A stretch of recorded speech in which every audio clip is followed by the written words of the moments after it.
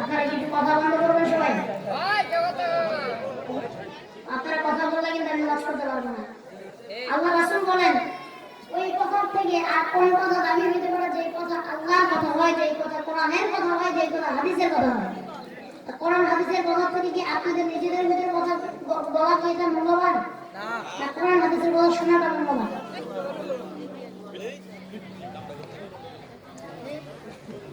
আল্লাহ তাআলা আমাদের ধৈর্যের সহিত কথাগুলো শোনার তৌফিক দান করুন। সকলে বলছি আমিন। এবার বলেন শুকরিয়া আদায় করলাম, খুশি হলেন কে? আমাদের আসমানের মালিক কে? জমিনের মালিক কে? হায়াতের মালিক কে? মৌতের মালিক, রিজিকের মালিক, তাকদীরের মালিক, ভালো মন্দের মালিক, সব কিছুর মালিক যে আল্লাহ। সবাই একটু চিৎকার মেরে জোরে জোরে একবার বলেন তো আল্লাহ। আরো জোরে বলেন তো আল্লাহ। আবার বলেন আল্লাহ। আয় আল্লাহ, এই বান্দারা তোমরা আল্লাহ আল্লাহ বলে ডাকে। আয় আল্লাহ, বান্দার সমস্ত গুনাহ খাতাগুলি মাফ করে দাও। সকলে বলেন আমিন। আমার আল্লাহ আল্লাহ বলে ডাক দিলে বড় খুশি হয়। আম্মারে আম্মা বলে ডাক দিবেন, আম্মা দেখবেন বড় খুশি হয়ে যায়। আব্বারে আব্বা বলে ডাক দিলে আব্বার অন্তর ভরে যায়। আমার আল্লাহ বলে বান্দা তুমি যখন আমাকে ডাকো, আমাকে যখন তুমি স্মরণ করো, বান্দা তুমি আমাকে যেই মাহফিলে স্মরণ করো, ওই মাহফিলে আমি না, তার থেকেও দামি মজলিসে, তার থেকেও দামি মাহফিলে, ফেরেশতাদের মজলিসে আমি আল্লাহ তোমাকে স্মরণ করি। যে বান্দা আমাকে মনে মনে স্মরণ করে, আমি আল্লাহ এই বান্দাকে মনে মনে স্মরণ করি। আর যে বান্দা আমাকে মজলিস মিলাইয়া, যে বান্দা আমাকে মাহফিল মিলাইয়া স্মরণ করে, ওই বান্দাকে আমি আল্লাহ ফেরেশতাদের মজলিসে স্মরণ করি। চিন্তা করতে পারেন আমাদের কপালটা কত বড়, আমাদের ভাগ্যটা কত ভালো যে আল্লাহ আপনাকে আমাকে বানাইছেন। সেই আল্লাহ আপনারে আমারে কত মায়া করেন, মহব্বত করেন, ভালোবাসেন। সুবহানাল্লাহ বলেন। আরো জোরে বলেন সুবহানাল্লাহ। সুবহানাল্লাহ বললে নেক দেয় কে? সুবহানাল্লাহ বললে খুশি হয় কে? সুবহানাল্লাহ বললে, সুবহানাল্লাহ না বললে বেরাজি হয় কে? আর সুবহানাল্লাহ না বললে খুশি হয় কে? শয়তান। ঠিক কি না? এবার বলেন এই যে ভাইরা এখানে বসে যে কথা বলতেছেন, আপনারা কি ওয়াজ শুনতে আসছেন? ওয়াজ যদি শুনতে এসে থাকেন একটা কথাও কেউ বলবেন, ঠিক কি না? এই ওয়াজটা কিন্তু এমনি এমনি হয়ে যায় না, অনেক মেহনত। ওই যে এখানে মিলন ভাই আছে, আরো সবাই মিলে এলাকার যুব সমাজ। আমি যখন এখানে খানা খাচ্ছিলাম রুমে, সবাই আমার সাথে দেখে বসছে, কথা বলছে যে ইমাম সাহেব আছে, ইমাম সাহেব ছেলে আছে, এখানে যুব সমাজ আছে। তারা অনেক মেহনত করে, অনেক কষ্ট করে, শ্রম দিয়ে, পরিশ্রম দিয়ে, টাকা পয়সা খরচ করে, শরীরের কসরত খরচ করে তারা এই মাহফিলটা দিছে। আপনারা যদি একটা প্রধান বক্তার ওয়াজের সময় আপনারা বড় একজন আরেকজনের মাঝে কথা বলেন, এটা ভালো সময় না, এটা ভালো দেখেন না। আমরা এখানে কার কথা শুনতে আসছি? এখানে কার কথা শুনতে আসছি? আল্লাহর কথা যদি শুনতে এসে থাকি তাহলে আমাদেরকে চুপ করে নম্র ভদ্র করে শুনতে হবে। আল্লাহ তৌফিক দান করুন সবাইকে। আমিন।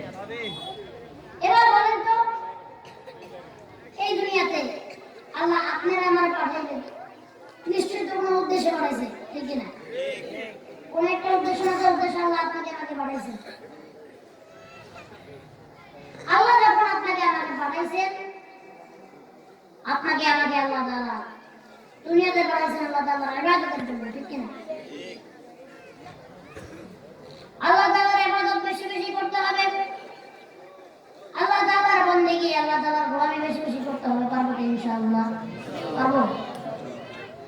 দুনিয়াতে যখন আমরা আসছি, আল্লাহ যখন আমাদেরকে পাঠাইছেন, মরতেও তো আমাদেরকে হবে, নাকি এটা বিশ্বাস করেন না আপনারা? মরতে হবে কি হবে না? জোরে গান মরতে হবে কি হবে না? মৃত্যু আপনার আবার আছে। আল্লাহ রাব্বুল আলামিন বলেন কুল্লু নাফসিন যায়িকাতুল মাউত।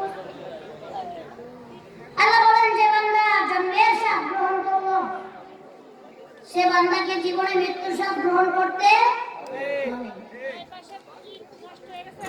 এবার বলেন, জীবনের গ্যারান্টি আছে না নাই? জীবনের কোনো গ্যারান্টি নাই, কিন্তু মরণের গ্যারান্টি আছে, ঠিক কিনা? এই জীবনের কোনো গ্যারান্টি আছে, কিন্তু মরণের গ্যারান্টি আছে। মরবেন এটা কনফার্ম, মরবেন এটা কনফার্ম। আজকে মরেন তো 2 দিন পরে মরেন, 3 দিন পরে মরেন, মরতে আপনাকে আমাকে বলবে, এটা সত্যি কথা। যে কথাগুলো বলবো, বাবাজিরা আমার চেহারার দিকে তাকান, যে কথাগুলি বলবো এখনের পর থেকে দিলটাকে নরম করবো। আল্লাহ তাআলার ভয়ে একটু কথাগুলি মনোযোগ দিয়ে শুনবেন। কথা 2 ভাবে শোনা যায়, কয় ভাবে? একটা হচ্ছে আল্লাহ তাআলা যে কান দিয়েছেন,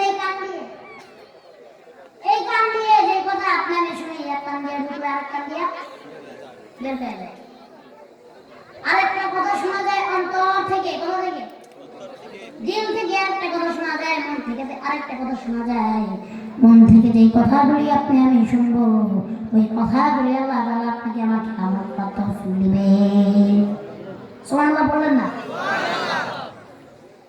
বাবাজিরা আমার, ডানে বামে নজর নাই,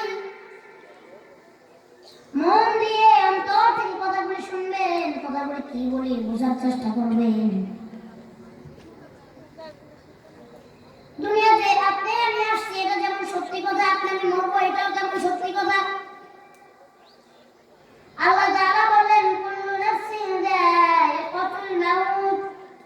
দুনিয়াতে যে প্রাণী একবার জন্মের স্বাদ গ্রহণ করেছে, একবার জন্মগ্রহণ যে ব্যক্তি করেছে, মৃত্যুবরণ তাকে করাই লাগবে। দুনিয়া কা মুসাফির হ্যায়, नहीं कोई ठिकाना। दुनिया का मुसाफिर है, नहीं कोई ठिकाना। कोई आगे रवाना है, कोई पीछे रवाना। দুনিয়াতে আমরা সবাই মুসাফির। দুনিয়াতে কোথাও আমরা থাকার জায়গা নাই। আমরা অনেকে নিজের বাড়ি বলি কি বলি না? নিজের জায়গা, নিজের ঘর, নিজের বাড়ি আমরা বলি কি বলি না? পরের জায়গা, পরের জমিন, ঘর বানায় আমি রই, আমি তো সেই ঘরের মালিক নই। পরের জায়গা, পরের জমিন, ঘর বানায় আমি রই, আমি তো সেই ঘরের মালিক নই। নই রে, আমি তো সেই ঘরের মালিক নই। এই ঘরখানা যার জমিদারি, আমি পাই না তাহার হুকুম জারি। এই ঘরখানা যার জমিদারি, আমি পাই না তাহার হুকুম জারি। আমি পাই না জমিদারের দেখা, আমি পাই না জমিদারের দেখা, মনের দুঃখ করে কই, আমি তো সে ঘরের মালিক নই। পরের জায়গা, পরের জমিন, ঘর বানায় আমি রই, আমি তো সে ঘরের মালিক নই। সবাই বলেন, পরের জায়গা, পরের জমিন, ঘর বানায় আমি রই, আমি তো সে ঘরের মালিক নই। জমিদারের ইচ্ছা মতো দেই না জমি চাষ, তাই তো ফসল ফলে না রে দুঃখ 12 মাস, ঠিক না? জমিদারের ইচ্ছা মতো দেই না জমি চাষ, তাই তো ফসল ফলে না রে দুঃখ 12 মাস। আমি খাজনা পাতি সবই দিলাম, তবু জমিন করে হয়েছে নিলাম। আমি খাজনা পাতি সবই দিলাম, তবু জমিন করে হয়েছে নিলাম।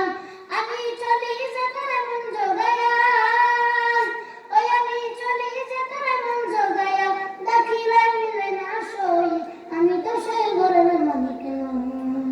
পরের জায়গা, পরের জমিন, ঘর বানায়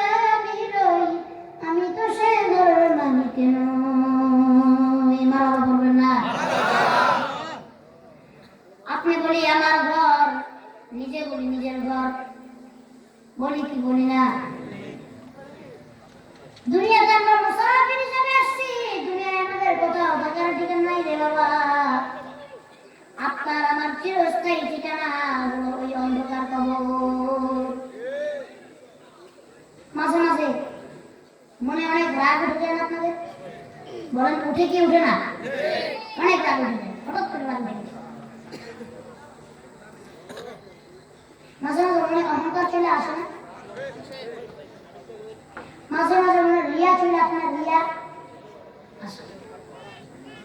যখন অহংকার চলে আসবে, রাগ উঠে যাবে, আল্লাহ হস্তে দয়া করে একটু কবরস্থানে যা বসে থাকবেন, পারবেন ইনশাআল্লাহ? এই যে এখন বিল্ডিং করে ঘর বানাইছেন, 2 তলা 3 তলা 5 তলা, ঘরের ভিতরে টাইলস লাগাইছেন, গরমে টিকতে পারেন না, এসি লাগাইছেন, ঠিক কিনা? ঘরের ভিতরে ফ্যান লাগাইছেন। আল্লাহর কসম করে একটা কথা বলেন তো, আপনি যখন মারা যাবেন, আমাদেরকে তাকান, আপনি যখন মারা যাবেন, আমি যখন মারা যাব, আল্লাহর কসম করে বলেন তো, এই যে এত কষ্ট করে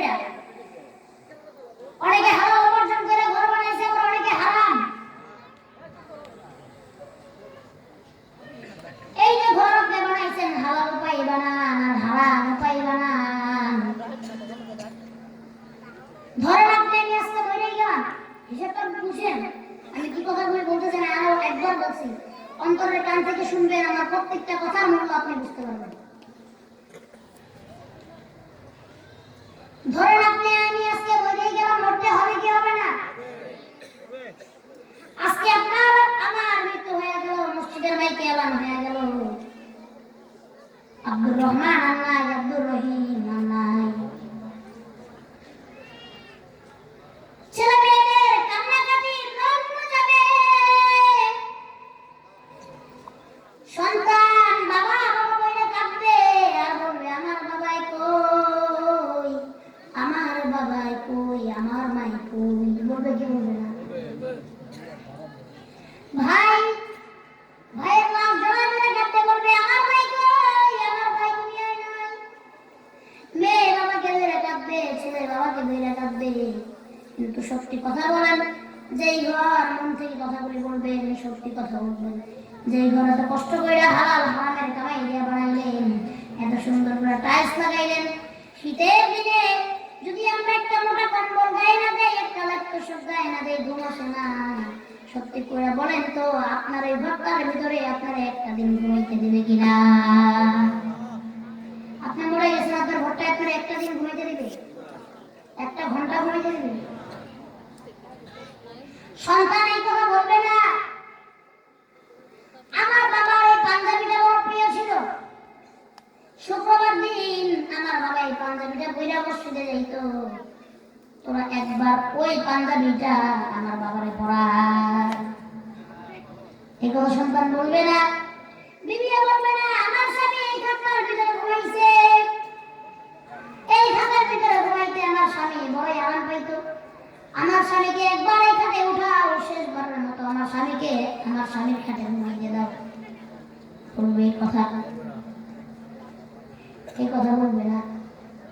আপনি সুন্দর আদর মারতেন, আপনার পরনে হাতের একটা ঘড়ি ছিল, সন্তান এই কথা বলবে না, শেষবারের মতো বাবার ঘড়িটা পড়তে দে।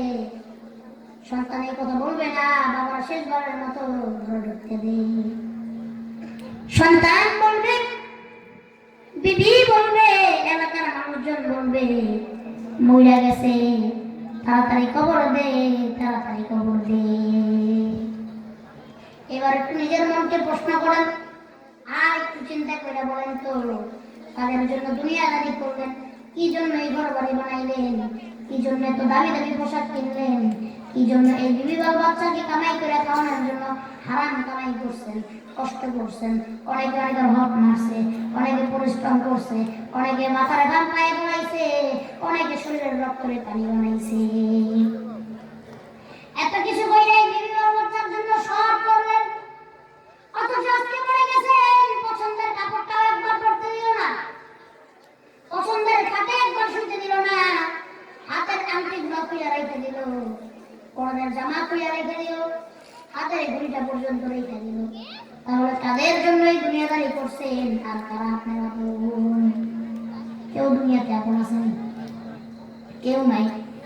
এই একই কথা সিম্পল হয়, মানুষ বাচ্চা থাকতে বুঝে না, মরে গেলে দুজন আর আছে। আপনার জন্য কে কাঁদবে? আপনি মরছেন, আপনার কবরে আজাব হইতেছে, কে দেখবে? কেউ দেখবে? দেখবে না। সন্তান একদিন কাঁদবে, 2 দিন কাঁদবে, 24 দিনের পর আপনার ভুলে যাবে। সর্বোচ্চ ঘর দেওয়ার একটা ছবি লাগায় রাখবে আর বলবে এটা আমার বাবার ছবি, ঠিক কিনা? এবার একটু মনোযোগ দিয়ে কথাগুলো শুনবেন। আমি কি বলতে চাচ্ছি আপনারা বুঝতে পারতেছেন? মনোযোগ দিয়ে কথাগুলো শুনবেন। আপনাকে আমাকে বলবে বাবাকে তাড়াতাড়ি গোসল দে, বাবাকে তাড়াতাড়ি মাটি দে, নেলে বাবার লাশের থেকে দুর্গন্ধ আসবে। বড়ই পাতার গরম জলে শোয়াইয়া মশারি তলে, বড়ই পাতার গরম জলে, বড়ই পাতার গরম জলে শোয়াইয়া মশারি তলে, আতর গোলাপ চন্দন মেখে দে রে সজনী তোরা, সাজিয়ে গুজিয়ে দে মোরে, সাজিয়ে গুজিয়ে দে মোরে সজনী তোরা, সাজিয়ে গুজিয়ে দে মোরে।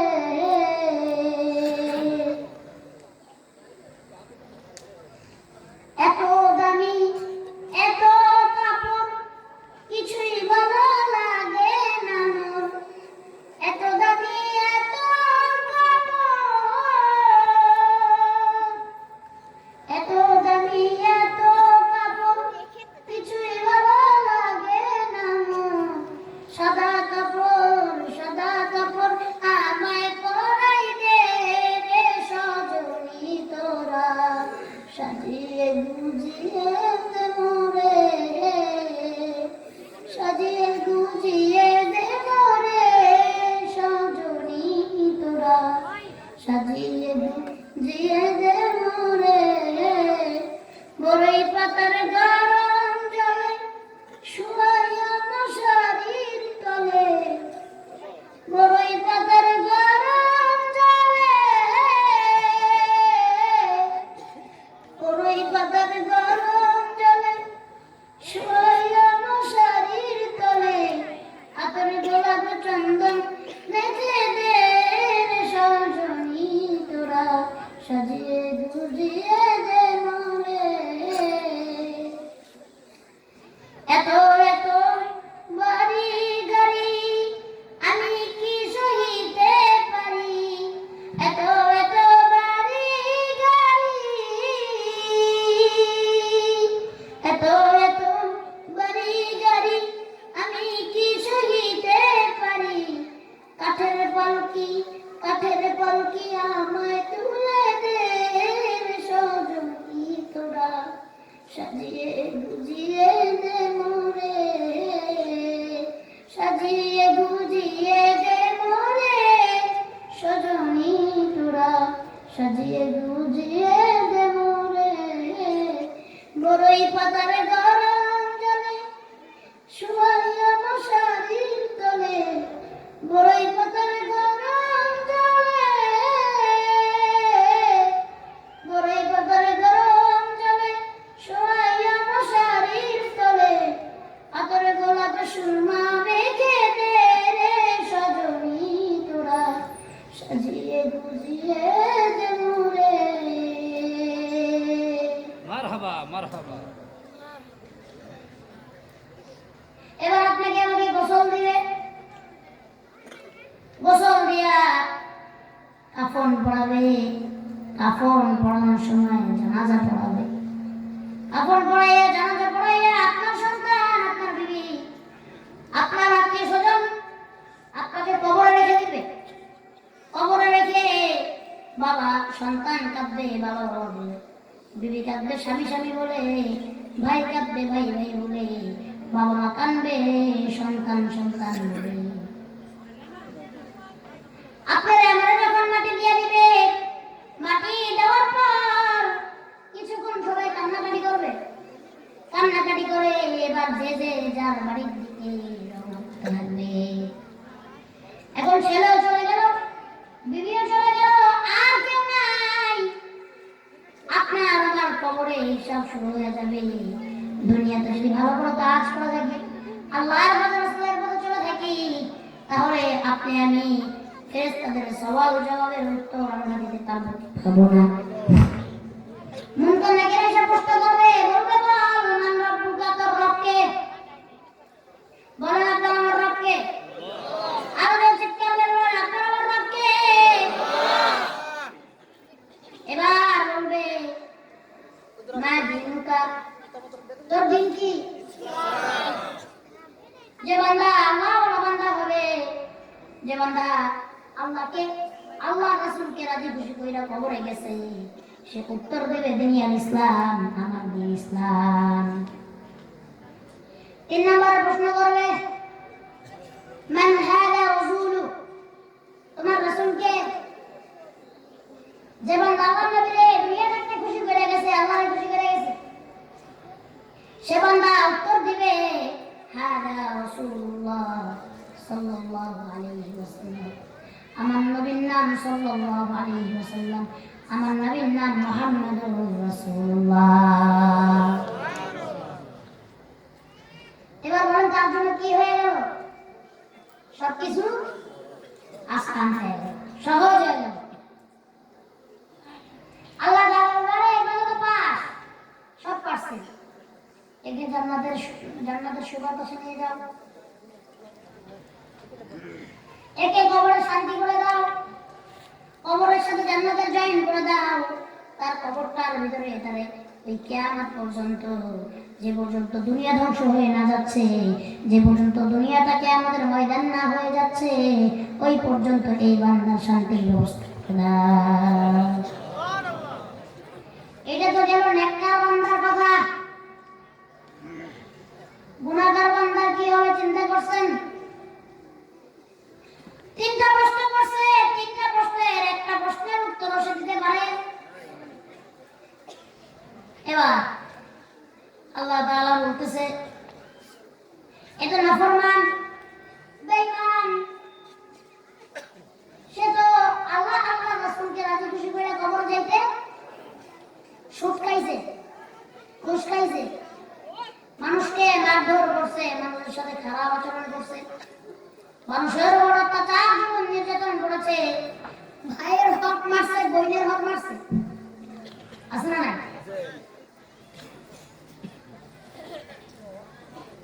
সত্যি করে আপনাদেরকে আজকে একটা কথা বলে যাই, অনেকে হজ করতে যাবেন, অনেকে হজ করে আসছেন,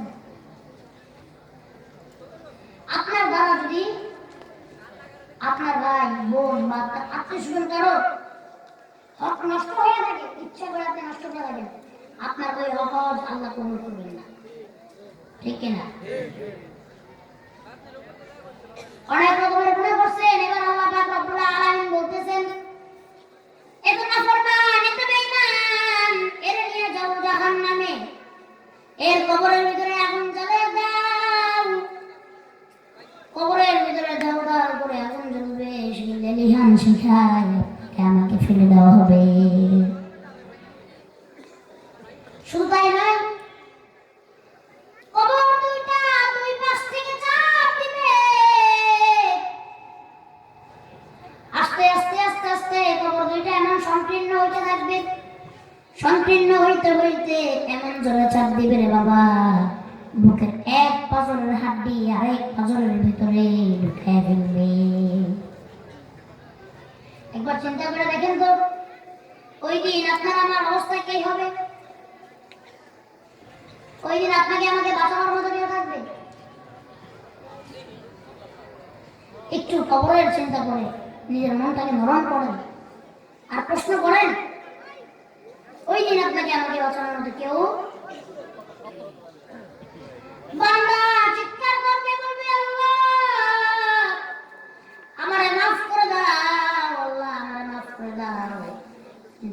বান্দার চিৎকার আমার আল্লাহর কান পর্যন্ত পৌঁছাবে না,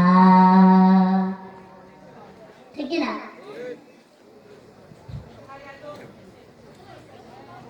ওই চিৎকার আল্লাহর কান পর্যন্ত পৌঁছাবে না। বান্দা যখন জাহান্নামে জ্বলিবে, আল্লাহ তুমি কেমনে করে দেখিবে। দুইটা হাত উঠে আল্লাহ, আয় আল্লাহ জাহান্নামের আযাব থেকে আমাদের মাফ করো, কবরের আযাব থেকে মাফ করে দাও। আল্লাহ তোমার কাছে মাফ চাই, আমরা তো তোমার ভিখারি। আল্লাহ কবরের আযাব থেকে আমাদের সকলকে মুক্তি দান করো। জাহান্নামের ফেরেশতা আপনাকে আমাকে ধইরা কবরের ভিতরে নিয়ে গুরজু দিয়া বাড়িতে রাখবে। আপনি আমি চিৎকার করব, আল্লাহ আমাকে মাফ করো, আমাকে মাফ করো। আপনার আমার কথা ওই দিন কেউ শুনবে না।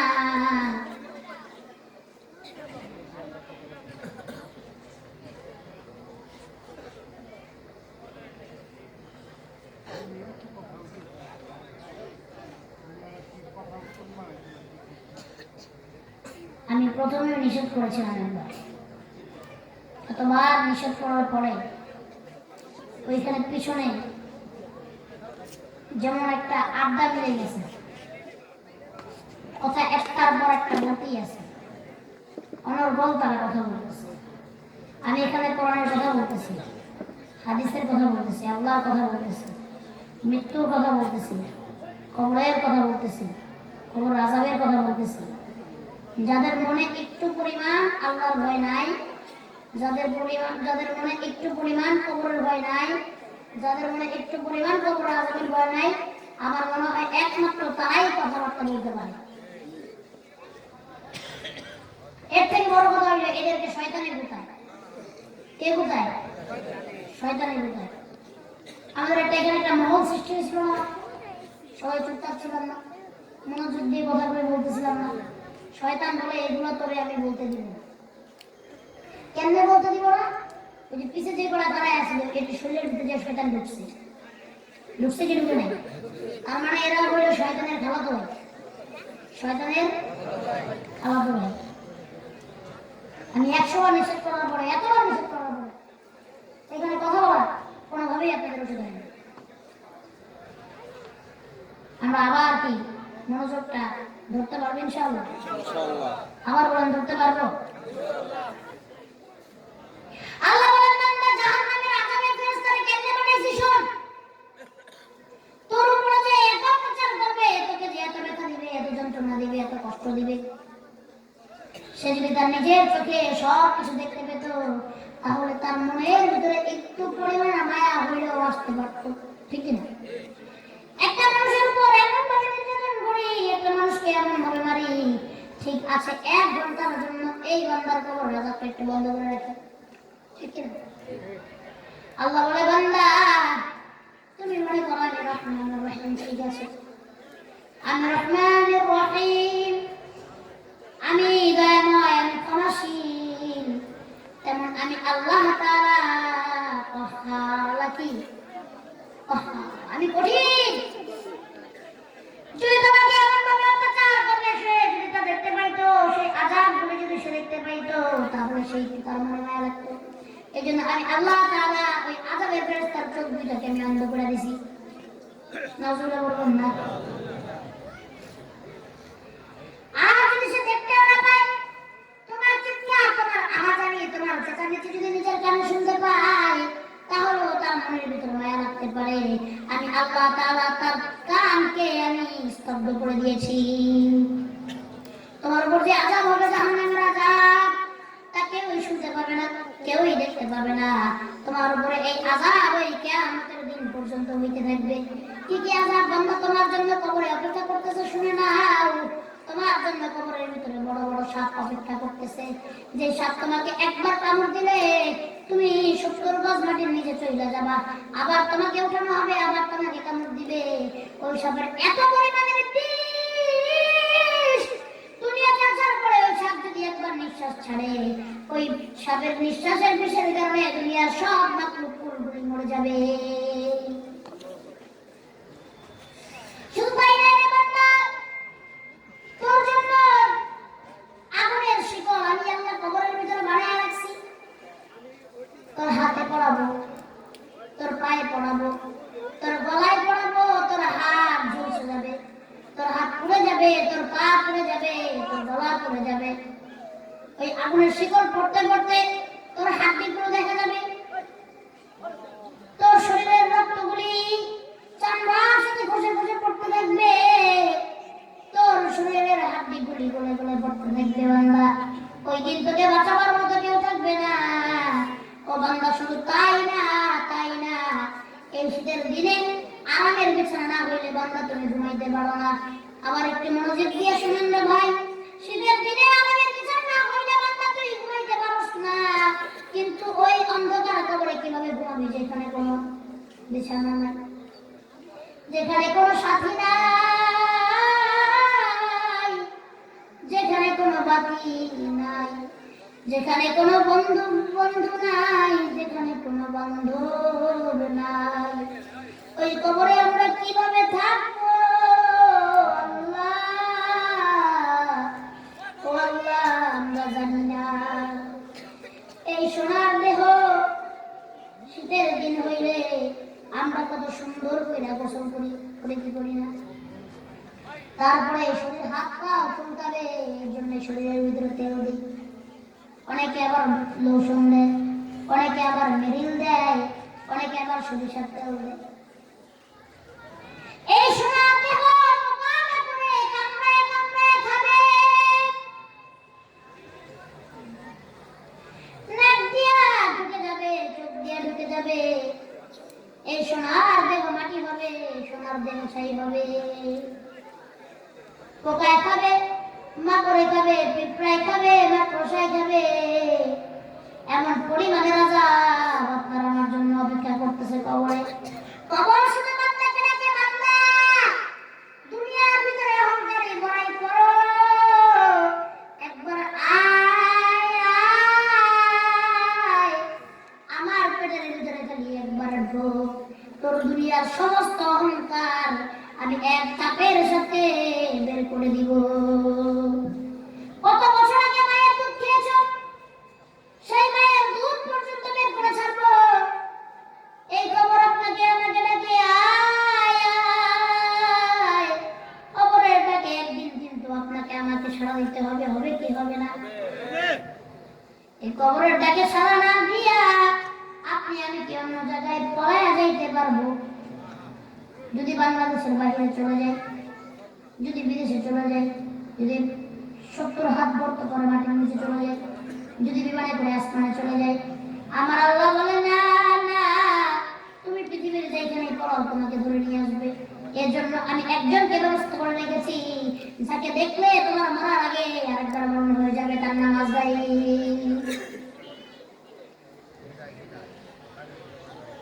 তার নাম কি? আজরাইল। আজরাইল যখন হাজির হয়ে যাবে, আপনার আমার সামনে চলে আসবে,